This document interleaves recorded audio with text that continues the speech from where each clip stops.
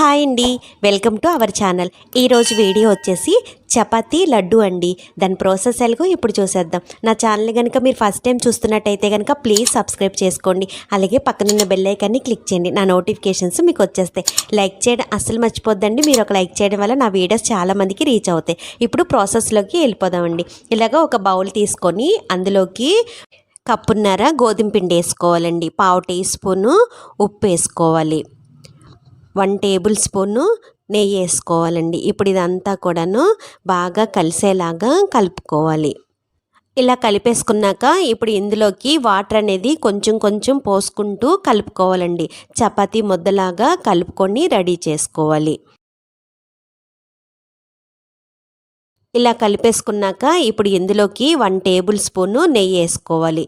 వేసుకొని మళ్ళీ ఇదంతా కూడాను ఒకసారి బాగా కలుపుకోవాలండి. ఇలా కలుపుకోవడం వల్ల మనకి చపాతీలు అనేవి చాలా మెత్తగా వస్తాయండి. ఇలా మొత్తం అంతా కూడాను కలిపేసుకున్నాక ఇప్పుడు ఇది అరగంట సేపు మూత పెట్టుకొని పక్కన పెట్టేసుకుందామండి. అరగంట అయిపోయాక మూత ఓపెన్ చేసుకొని ఒకసారి ఇదంతా కూడాను మళ్ళీ కలుపుకోవాలి. ఇలా కలిపేసుకున్నాక ఇప్పుడు ఇందులో నుంచి ఒక చిన్న ముద్దలాగా తీసుకోవాలండి. ఇలా తీసుకొని చపాతీ పీట మీద పెట్టుకొని దీనిపైన కొంచెం పిండిని అప్లై చేసుకొని మనం చపాతీలాగా ఒత్తుకోవాలండి. చపాతీ ఎలా అయితే చేసుకుంటామో సేమ్ అలాగే చేసుకోవాలండి. ఇలా చేసేసుకున్నాక ఇంకా మనకి ఇది రెడీ అయిపోయిందండి. అలాగే మొత్తం అన్నీ కూడాను ఇలానే చేసుకొని రెడీ చేసుకొని పక్కన పెట్టుకోవాలి. ఇప్పుడు స్టవ్ వెలిగించి స్టవ్ మీద పెనం పెట్టుకొని అందులోకి ముందుగా రెడీ చేసుకొని పెట్టుకున్న చపాతీలని వేసుకోవాలండి. ఇలా వేసుకున్నాక ఒకవైపు కాలాక రెండో వైపుకి టర్న్ చేసుకోవాలి. దీనిపైన కొంచెం నెయ్యి అనేది వేసుకొని ఇదంతా కూడాను అప్లై చేసుకోవాలండి. అలాగే రెండో సైడ్ కూడాను తిప్పుకొని అటువైపు కూడాను నెయ్యి అనేది వేసుకొని కాల్చుకోవాలండి. నెయ్యే వేసుకోవాలని ఏం లేదండి, నూనె అయినా వేసుకొని కాల్చుకోవచ్చు. ఇలాగ రెండు వైపులు కూడాను మనకి చపాతీ అనేది కాలిపోయాక ఇంక ఇది ఒక ప్లేట్లోకి తీసుకోవాలండి. అలాగే మొత్తం అన్నీ కూడాను రెడీ చేసుకొని పెట్టుకోవాలి. చపాతీలు ఇలా చేసుకోవాలని ఏమీ లేదండి. మనం ఇంట్లో చపాతీలు చేసుకున్నాక మిగిలిపోతాయి కదండి, వాటితోనన్నా సరే ఇలాగ లడ్డూలాగా చేసుకోవచ్చండి. ఇప్పుడు నేను చేసుకున్న చపాతీలో 6 చపాతీలు అయ్యాయండి. ఇది బాగా చల్లారిపోయాక వీటిని ఇలాగా ముక్కల్లాగా చేసుకొని రెడీ చేసుకోవాలండి. ఇవన్నీ కూడాను ఒక మిక్సీ గిన్నెలో వేసుకొని మిక్సీ పట్టుకోవాలండి. ఇది ముద్దలాగా కాకుండా మనకి పొడి పొడిలాడుతూ వచ్చేలాగా మిక్సీ అనేది పట్టుకోవాలండి. ఇప్పుడు ఇది ఇంకా మనకి ఇలాగా రెడీ అయిపోయిందండి. ఇప్పుడు ఇదంతా కూడాను ఒక బౌల్లో వేసేసుకొని పక్కన పెట్టేసుకోవాలండి. ఇప్పుడు స్టవ్ వెలిగించి స్టవ్ మీద ఒక పాన్ పెట్టుకొని అందులోకి 1/2 కప్పు బెల్లం అనేది వేసుకోవాలండి. మీకు కొంచెం తీపి ఎక్కువగా కావాలి అని అనుకుంటే కనుక 1 కప్పు అనేది వేసుకోవచ్చు. ఇప్పుడు ఇందులోకి 1 టేబుల్ స్పూను నీళ్లు పోసుకోవాలండి. పోసుకొని ఈ బెల్లం అంతా కూడాను కరిగేంత వరకు ఇలాగ కలుపుకోవాలి.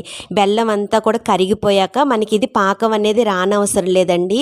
ఇది కొంచెం ఇలాగా మరుగుతుంది అని అనుకున్నప్పుడు ఇంకా స్టవ్ ఆఫ్ చేసేసుకొని ఇది పక్కన పెట్టుకొని చల్లారి పెట్టుకోవాలండి.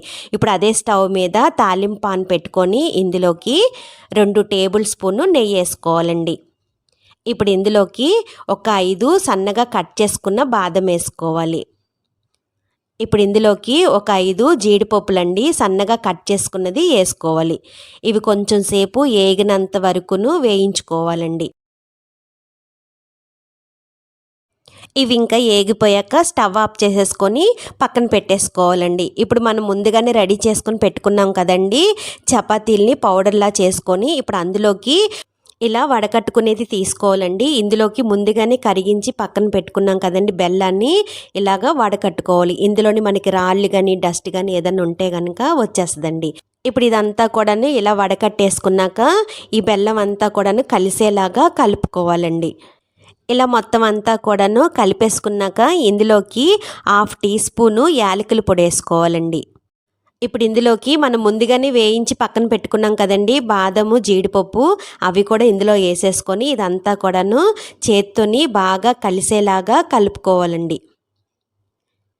ఇలా కలిపేసుకున్నాక ఇది మనకి రెడీ అయిపోయిందండి. ఉండల్లాగా చుట్టుకోవడమే. ఉండ సైజ్ అనేది మన ఇష్టం అండి. మనకి ఎంత సైజు కావాల్సి వస్తే అంత సైజులోని చుట్టుకోవచ్చు.